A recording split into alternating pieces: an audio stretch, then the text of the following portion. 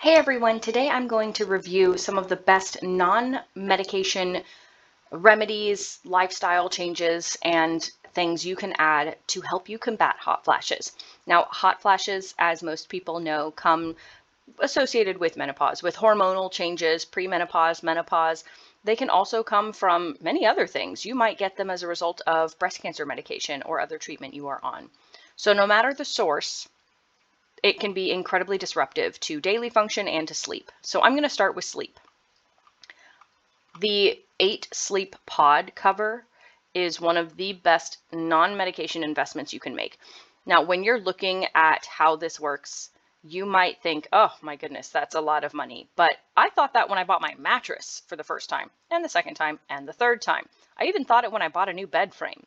Nonetheless, your sleep represents a significant part of your day. It represents a big part of how you function on a regular basis.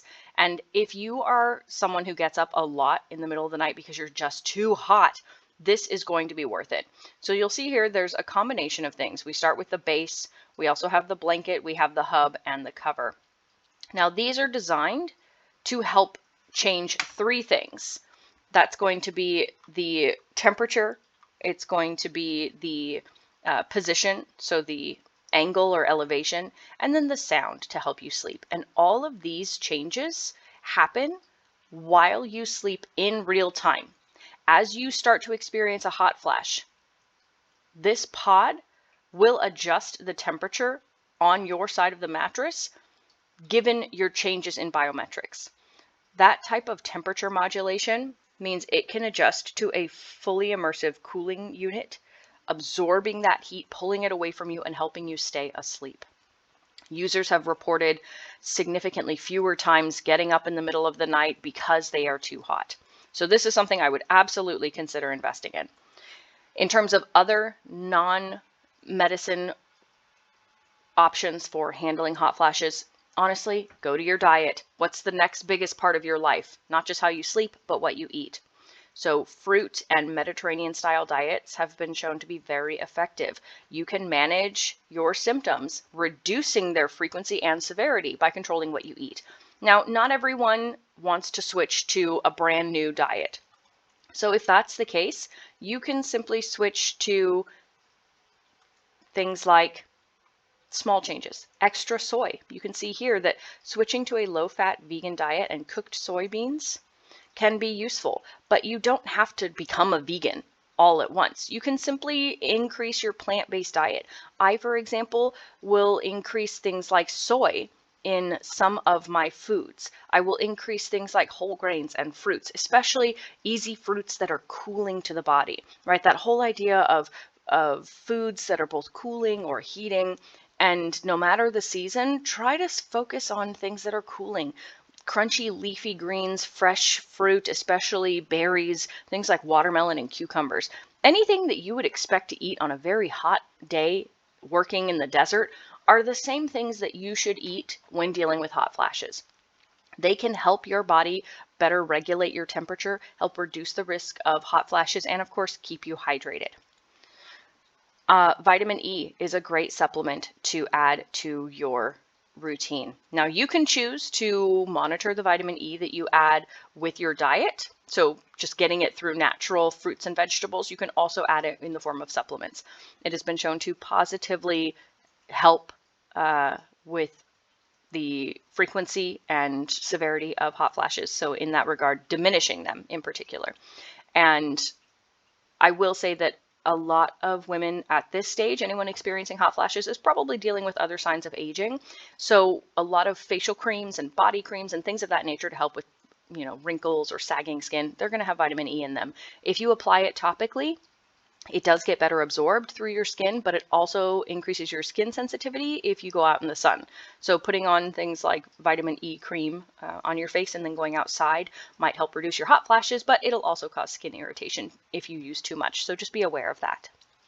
Exercise, super important. Exercise helps your body control your thermoregulation. This is one of the key things that reduces hot flashes that come from an imbalance in that regulatory system. So the best forms of exercise are going to be yoga or cardiovascular work. So things like walking, jogging, cycling, swimming. If you are really crazy, you can go for running. All of these will help increase blood flow to your brain and to your skin. It will help increase when your body starts sweating and how much it sweats, which is, of course, your natural way of cooling down. So that can help you, if you are experiencing a hot flash, cool down a lot faster. We also have natural remedies that you can include. We have this right here. It's going to be a great option. The black cohosh is a member of the buttercup family. You can find supplements. No supplements are actually vetted by the FDA, but that doesn't mean this is unsafe. There are plenty of scientific studies that back this up, and they have shown to improve symptoms, particularly hot flashes. Now, they won't help with anxiety. Now, anxiety also triggers the fight or flight mechanism in your body. Now, that fight or flight mechanism actually increases your body temperature. It increases things like sweating. So you will feel that spread of heat through your body, which is very similar to a hot flash, which is why it's important that you learn to regulate your anxiety as well. So this black cohosh isn't going to do it, but you can use things like mindfulness techniques to help you reduce anxiety. You'll see here that anxiety has a significant role in hormonal changes and menopausal hot flashes, which is why being able to control your anxiety can actually help you control hot flashes. Anxiety preceding hot flashes can be controlled by things like mindfulness, meditation, yoga, stress reduction techniques like muscle relaxation, progressive muscle relaxation, deep breathing. So if you don't know what any of these are or you're unfamiliar with them, you can find them all over the place.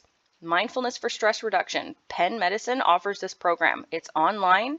It's not something that you have to necessarily add. It's not like a class that you have to participate in real time. You also have Jefferson Health, their Center for Mindfulness here. You can get a lot of access to different programs. You can find guided practices right here, simple things that will help you, sitting meditation, body scans, videos, mindfulness yoga. All of these will help you and you can follow along anywhere. And then finally, even if you can't control the hot flashes to the degree that you would like, you can control your response to them. And as mentioned, anxiety plays a big role in this. So the more you are anxious about hot flashes or the more stressed you are about hot flashes, the worse they're going to be, which is why things like CBT techniques can be very useful. CBT and mindfulness might not directly control your hot flashes like changes in diet or exercise, but they can certainly present you with techniques for managing how you respond to them. And in so doing, you can control your stress response. You can control the way that you reframe your thoughts so that the hot flashes don't become such an impediment. So overall, best recommendation, start with your sleep, the most important and frequent part of your day, by investing in the 8 Sleep Pod. Switch your diet up, adding things from the Mediterranean diet. Incorporate more vitamin E. Focus on your exercise, black cohosh as a supplement, and make sure that you work on your anxiety with things like mindfulness techniques, cognitive behavioral therapy, and other ways of deep breathing and meditation.